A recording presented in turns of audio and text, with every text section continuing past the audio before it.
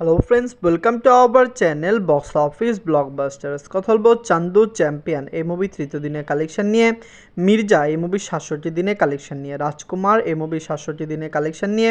अयोग्य ए मुवी दशम दिने कलेक्शन निये कथा बोलो बुमेरांग ए मुवी दशम दिने कलेक्शन निये आपनारा जानेन सुपारस्टार जित स्टार जाके बांगला दर्शकरा अनेक बेशी भालोबासेन तार এই फिल्मটি बक्स अफिसे একটি ব্লকবাস্টার কালেকশন করছে দর্শকরা যদি সাপোর্ট করে অবশ্যই মুভিটি বক্স অফিস থেকে ভালো কালেকশন করবে রাজকুমার নির্দেশ ৬৭ দিন কমপ্লিট করেছে কিন্তু কাল আপনারা জানেন ঈদের দিন তুফান রিলিজ হচ্ছে রাজকুমার তারপরও বাংলা ইন্ডাস্ট্রিতে চলবে আমরা আশা করছি রাজকুমারও বক্স অফিসে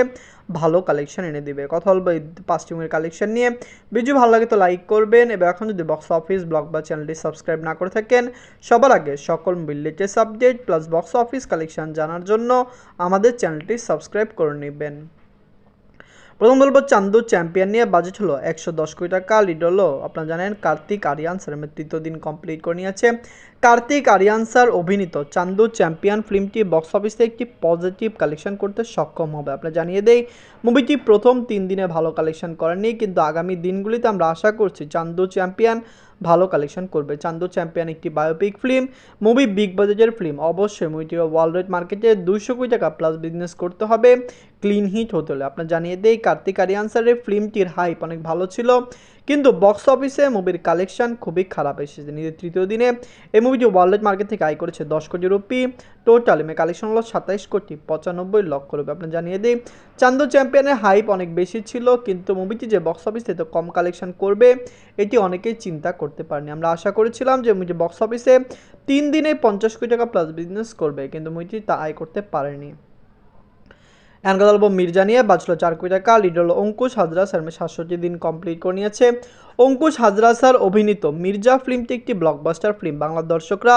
এই মুভিকে অসংখ্য ভালোবাসা দিয়েছে আপনারা জানেন অঙ্কুশ হাজরা স্যার যিনি বাংলার একজন বড় সুপারস্টার বাংলার দর্শকরা তাকে অনেক বেশি ভালোবাসেন তার ফিল্ম বাংলায় ভালো কালেকশন এনে দেয় আমরা আশা করছি মির্জা লং টাইম রান করবে এবং অবশ্যই মুভিটি বক্স অফিস থেকে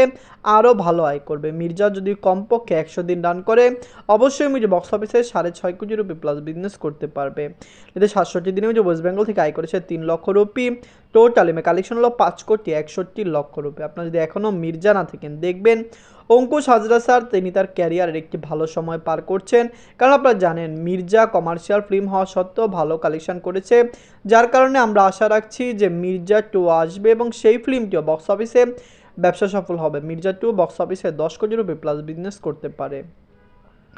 কথা বলবো রাজকুমার নিয়ে বাঁচলো ১০ কোটি টাকা লিড হলো সুপারস্টার সাকিব খান স্যার ৬৭ দিন কমপ্লিট করে নিয়েছে সুপারস্টার সাকিব খান স্যার অভিনীত রাজকুমার ফিল্মটি একটি ব্লকবাস্টার ফিল্ম বাংলার দর্শকরা এই মুভিকে অসংখ্য ভালোবাসা দিয়েছে আপনারা জানেন রাজকুমার এসেছে এবং মুভিটি বক্স অফিস থেকে ব্লকবাস্টার কালেকশন করতে সক্ষম হয়েছে ফ্যামিলি অডিয়েন্সের সাপোর্ট ভালোবাসায় রাজকুমার অলরেডি ক্লিন হিট এবং ব্লকবাস্টার কাল তুফান রিলিজ হবে তুফান রিলিজ হওয়ার পরও রাজকুমার বক্স অফিসে রান করবে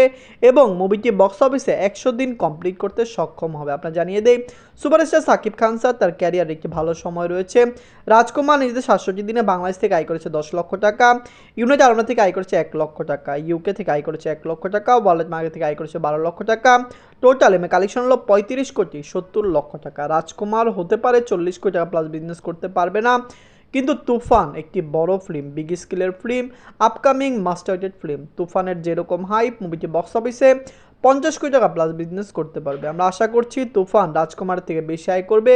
এবং অবশ্যই মুভিটি বক্স অফিসে একটি ব্লকবাস্টার কালেকশন করে নেবে আপনারা প্লিজ কমেন্ট করে জানিয়ে দিন তুফানের ট্রেলার যে দেখলেন কেমন লাগলো তুফান কি পারবে প্রথম বাংলা ফিল্ম হতে যেটি ৫০ কোটি টাকা প্লাস বিজনেস করে নেবে। কথা বলবো অযোগ্য নিয়ে বাজলো ৩ কোটি টাকা লিড হলো মেগাস্টার প্রসেনজিৎ স্যার ১০ম দিন কমপ্লিট করে নিয়েছে মেগাস্টার প্রসেনজিৎ স্যার অভিনীত অযোগ্য ফিল্মটি কিন্তু বক্স অফিসে পজিটিভ কালেকশন করেছে আপনারা জানিয়ে দেই সুপারস্টার মেগাস্টার দুইজনের ফিল্মই একসাথে ক্ল্যাশ করেছে অযোগ্য বুমেরাং দুইটি ফিল্ম সরাসরি ক্ল্যাশ করেছে ভালো করেছে আমরা যেরকম আশা করেছিলাম এর চেয়ে ভালো কালেকশন কিন্তু অযোগ্য এবং বুমেরাং করতে পেরেছে আপনারা জানিয়ে দিই দর্শকরা অবশ্যই মুভিকে সাপোর্ট করবে অযোগ্য ফিল্মটি বক্স অফিসে ৫ থেকে ৭ কোটি রুপি প্লাস বিজনেস করতে পারবে নিজের ১০ম দিনে অল ইন্ডিয়া গ্রস করেছে ২২ লক্ষ রুপি টোটাল কালেকশন হলো 2,95,00,000 রুপি। মেগাস্টার প্রসেনজিৎ স্যার তার ক্যারিয়ারে অনেক বিগ বাজেট ফিল্ম করেছে, এমন ফিল্মও করেছে যেই ফিল্মগুলি দর্শকরা অনেক বেশি ভালোবাসা দিয়েছে। আমরা আশা করছি